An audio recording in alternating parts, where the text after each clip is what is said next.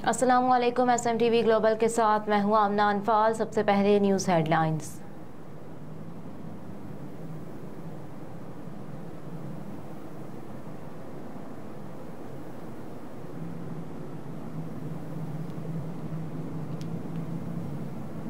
पाकिस्तान मुस्लिम league नून Spain के सदर हाजी राजा असद हुसैन की सदारत में 6 सितंबर के हवाले से मकामी रेस्टोरेंट बार्सिलोना में यौम दिफा पाकिस्तान कॉन्फ्रेंस का इनेकाद किया गया। पुरतकल्लुफ तकरीब का एहतमाम, जिसमें मुस्लिम लीग नून स्पेन के कायदीन कारकुनों की बड़ी तादाद ने शिरकत की। पाकिस्तान जिंदाबाद, अफवाज पाकिस्तान जिंदाबाद के नारे मुकर्रीन ने 9 मई वाकयात में मुलविस दहशत गर्दों के खिलाफ भरपूर मुज़म्मत की और हुकूमत पाकिस्तान से मुतालबा किया कि मुल्ज़िमान को कैफरे किरदार तक पहुँचाया जाए और कड़ी से कड़ी सजा दी जाए, ताकि आइंदा कोई शहदा अफवाज पाकिस्तान के मुजस्समों को नुकसान पहुँचाने की कोशिश ना करे। स्पेन के शहर बार्सिलोना में ओवरसीज़ कम्युनिटी ने यौम दिफा के प्रोग्राम में भरपूर शिरकत की। अफवाज पाकिस्तान और शहदा की लाजवाल कुर्बानियों को खराज तहसीन पेश किया। पुरवकार तकरीब का एहतमाम तिलावत कुरान पाक से हुआ, जिसकी सआदत चौधरी मोहम्मद रिज रमजान ने हासिल की। चौधरी मोहम्मद अयास ने स्टेज सेक्रेटरी के फराइज सर अंजाम दिए, जबकि राजा साजिद महमूद ने आका दो जहां सरवर कायनात की बारगाह में अकीदत के फूल निछावर किए। मुस्लिम लीग नून स्पेन के मुकर्रीन का पाक फौज के शहदा को सलाम पेश करते हुए राजा साजिद हुसैन, मोहम्मद इदरीस, चौधरी अयास अब्बासी, राजा साजिद हुसैन, चौधरी सिकंदर, राजा मुशर्रफ मुकर्रीन ने अपने अपने मखसूस अंदाज में खिताब करते हुए कहा कि यौम दिफा हर साल 6 सितंबर को पाकिस्तान में बतौर एक कौमी दिन मनाया जाता है। 6 सितंबर 1965 का दिन अस्करी एतबार से तारीख़ आलम में कभी ना भूलने वाला काबिल फ़ख्र दिन है, जब कई गुना बड़े मुल्क ने अफरादी तादाद में कई गुना ज़्यादा लश्कर और दिफाई वसाइल के साथ अपने छोटे से पड़ोसी मुल्क पर किसी ऐलान के बगैर रात के अंधेरे में फौजी हमला कर दिया। इस छोटे मगर गयूर और मुत्तहिद मुल्क ने अपने दुश्मन की जंगी हमले का इस पामर्दी और जानिसारी से मुकाबला किया कि दुश्मन के सारे अज़ाइम खाक में मिला गए। बैनुल-अक़वामी सतह पर भी इस शर्मिंदगी उठाना पड़ी। जारहियत करने वाला वो बड़ा मुल्क हिंदुस्तान और गयूर मुत्तहिद छोटा मुल्क पाकिस्तान है। 1965 के हिंदुस्तान और पाकिस्तान के दरमियान होने वाली इस जंग में साबित हुआ कि जंगे रियासती अवाम और फौज मुत्तहिद होकर ही लड़ती और जीत सकती हैं। इसलिए हम ये समझते हैं कि पाकिस्तान मजबूत होगा तो हम भी मजबूत होंगे। उन्होंने वतन के तमाम उन शहदा को खराज अकीदत पेश किया जिन्होंने अपना कल हमारे आज के लिए कुर्बान कर दिया। तकरीब के आखिर में करारदाद भी पेश की, जबकि शहदा की कुर्बानियों को खराज अकीदत पेश करते हुए और वतन से मोहब्बत की लाजवाल कुर्बानियों को खराज तहसीन पेश किया गया। जबकि शहदा पाकिस्तानी वतन अजीज़ की तरक्की और इस्तेहकाम, पाकिस्तान अफवाज पाकिस्तान की खैर बरकत के लिए खुसूसी तौर पर दुआया कलमात के साथ तकरीब का अख्ताम पजीर हुआ और हाजी राजा असद हुसैन की जानिब से पुरतकल्लुफ इशाइये का एहतमाम भी किया गया।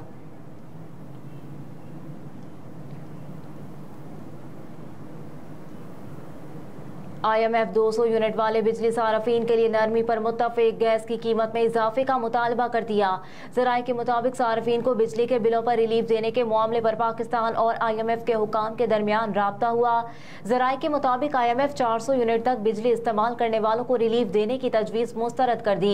तहम 200 यूनिट तक बिजली इस्तेमाल करने वाले सारफीन से बिल्स किस्तों में वसूल करने पर इत्तफाक किया।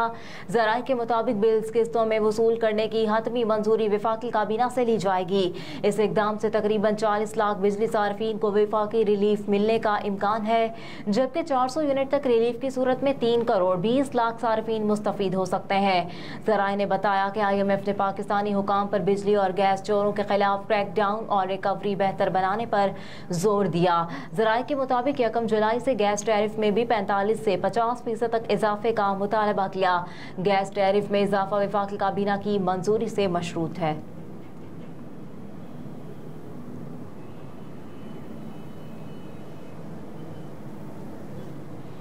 तौहीन अदालत का केस, DC इस्लामाबाद और SSP पर फर्द जुर्म आयद। इस्लामाबाद हाई कोर्ट ने पाकिस्तान तहरीक इंसाफ के रहनुमा शहरियार आफरीदी के खिलाफ 3MPO ऑर्डर जारी करने के इख्तियारात से तजावुज़ पर तौहीन अदालत केस में डिप्टी कमिश्नर इस्लामाबाद और SSP ऑपरेशन इस्लामाबाद पर फर्द जुर्म आयद कर दी। DC इस्लामाबाद इरफान नवाज मेमन और SSP ऑपरेशन जमील जफर के खिलाफ तौहीन अदालत केस की समाअत इस्लामाबाद हाई कोर्ट के जस्टिस बाबर सत्तार ने की। DC इस्लामाबाद इरफान नवाज मेमन और एसएसपी ऑपरेशन जमील जफर अदालत में पेश हुए। एडवोकेट जनरल इस्लामाबाद शौकत भी बतौर प्रोसिक्यूटर अदालत के सामने पेश हुए। डीसी इस्लामाबाद और एसएसपी ऑपरेशंस की जानिब से अदालत में वजाहती जवाब जमा कराया गया, जिस पर जज ने कहा आज तो हमने चार्ज फ्रेम करने का दिन रखा हुआ है। एडवोकेट जनरल इस्लामाबाद अयाज शौकत ने कहा कि अदालत से गैर मशरूत मुआफ़ी मांगते हैं, जिस पर जस्टिस बाबर सत्तार ने रिमार्क्स दिए आप भी थोड़ा सा जेल में रह लीजिएगा ताकि आपको भी पता चले। डिप्टी कमिश्नर इस्लामाबाद इरफान नवाज मेमन ने भी अदालत में गैर मशरूत माफ़ी मांगी। ताहम जस्टिस बाबर सत्तार ने कहा इस केस में 6 माह की कैद है, आप भी कुछ अरसा जेल में रह ले ताकि आपको भी मालूम हो कि दूसरे कैसे जेल में रहते हैं। जो कुछ भी है आप ट्रायल में साबित कीजिएगा। इस्लामाबाद हाई कोर्ट ने डिप्टी कमिश्नर इस्लामाबाद इरफान नवाज मेमन पर फर्द जुर्म आयद कर दी, जबकि डीसी इरफान नवाज मेमन ने सहते जुर्म से ही इनकार कर दिया।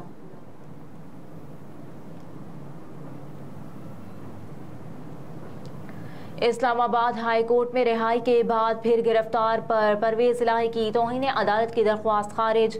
इस्लामाबाद हाई कोर्ट के जस्टिस तारिक महमूद जहांगीरी ने रिहाई के बाद परवेज इलाही की दोबारा गिरफ्तारी पर तौहीन अदालत की दरख्वास्त पर समाअत की, जिसमें IG Islamabad, DC, SSP operations, SHO थाना शालीमार और दीगर को फरीक बनाया गया।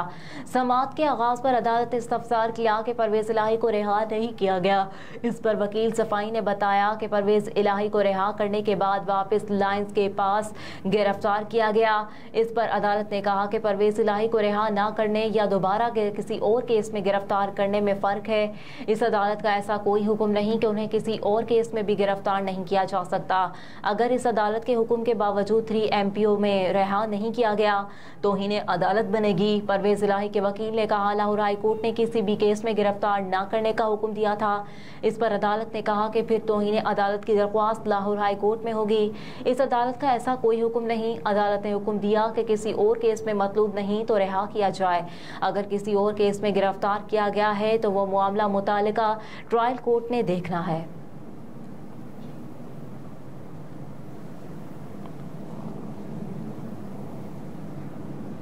इलेक्शन कमीशन को इंतखाबात का ऐलान करने में जल्दी नहीं। इलेक्शन कमीशन इन दिनों हद दर्जा अहम इजलास बाकायदगी से मुनाकिद कर रहा है और अपनी तमाम तर तवज्जो इंतखाबी हल्का बंदियों के अमल को गलतियों से बचाकर जल्द अज जल्द मुकम्मल करने पर मुर्तकिज किए हैं। तहम वो मुल्क में आम इंतखाबात के लिए किसी निज़ामुल वक्त और का ऐलान करने के लिए जल्दी में नहीं है।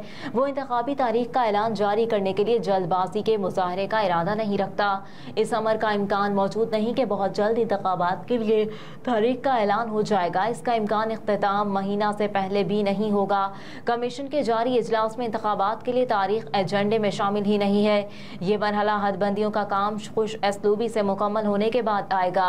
इलेक्शन कमीशन के आला तरीन ज़राए ने बुध की शाम और खुसूसी सेल को बताया कि chief election commissioner Sikandar Sultan Raja ने हदबंदियों के काम को ऐसे असलूब में मुकम्मल करने के लिए खुद को वक्फ कर रखा है कि कोई मफाद परस्त टोला इस पर अंगश नुमाई ना कर सके।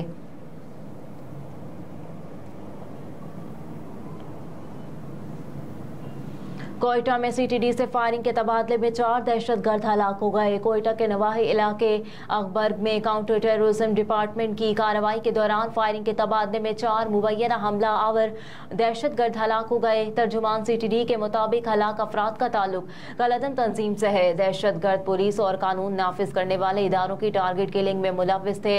CTD की जानिब से मुल्जिमान के जेर इस्तेमाल घर से खुदकुश जैकेट, 5 दस्ती बम और धमाका खेज मवाद समेत दीगर ममनुआ अशिया बरामद करने का दावा किया गया।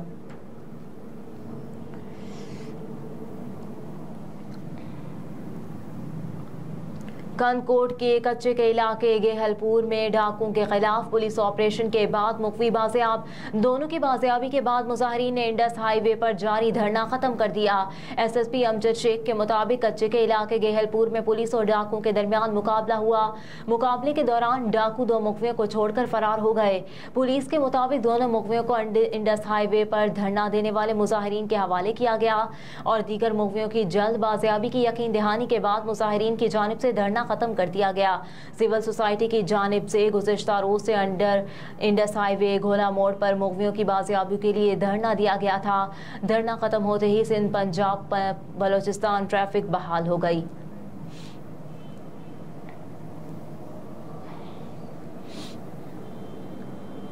2018 में मुसल्लत हुकूमत का मकसद कश्मीर को भारत के हवाले और इसराइल को तस्लीम करना था। पाकिस्तान डेमोक्रेटिक मूवमेंट और जमीयत उलमा इस्लाम फे के सरबराह मौलाना फजलुर रहमान ने कहा कि चेयरमैन तहरीक इंसाफ की हुकूमत ने मुल्क को मुआशी दलदल में धकेल दिया।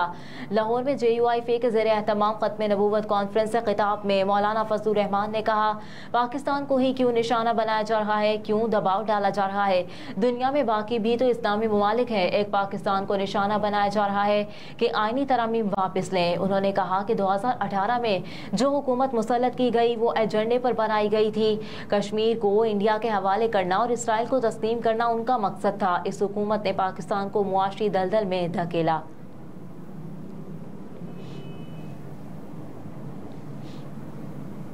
तोशाखाना केस बुशरा बीबी की जमानत में तोसी, ऑडियो फॉरेंसिक की तफ्तीशी अफसर की इस्तदा मंजूर कर ली गई। District and session court Islamabad ने तोशाखाना केस में चेयरमैन तहरीक इंसाफ इमरान खान की अहलिया बुशरा बीबी की अबूरी जमानत में 12 दिसंबर तक तोसी कर दी।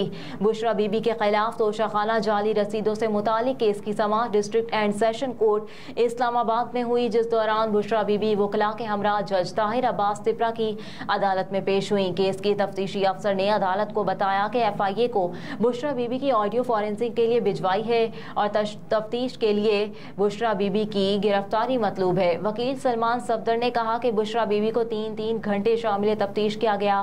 तोशाखाना तहाइफ केस छोटा सा है, इसे तवील किया जा रहा है। तफ्तीशी अफसर ने इस्तदा की बुशरा बीबी की वॉइस मैचिंग के लिए वक्त दिया जाए। अदालत ने तफ्तीशी अफसर की इस्तदा मंजूर करते हुए समाअत मुलतवी कर दी और बुशरा बीबी की अबूरी जमानत में भी 12 सितंबर तक तौसीक कर दी। और मकबूजा कश्मीर में भारत की रियासती दहशत गर्दी जारी, 2 कश्मीरी शहीद हो गए। मकबूजा कश्मीर में काबिज भारतीय फोर्सेस की जानिब से रियासती दहशत गर्दी का सिलसिला जारी रहा। काबिज भारतीय फोर्सेस ने जिला पुंछ में फायरिंग करके 2 कश्मीरी नौजवानों को शहीद कर दिया। भारतीय फौज की जानिब से कश्मीरी नौजवानों को जाली मुकाबलों में मावराए अदालत कत्ल किया गया। भारतीय फौज, पुलिस, पैरामिलिट्री फोर्सेस, SIA और NIA ने घरों पर छापों, तलाशी और मुहासरे की 261 कार्रवाइयों के दौरान 134 कश्मीरियों को गिरफ्तार किया, जिनमें बेशतर हुर्रियत रहनुमा, नौजवान कारकुन और तलबा शामिल थे। हेडलाइंस आपने जानी। न्यूज़ स्टूडियो से फिल वक्त इतना ही। आप देखते रहिए SMTV ग्लोबल।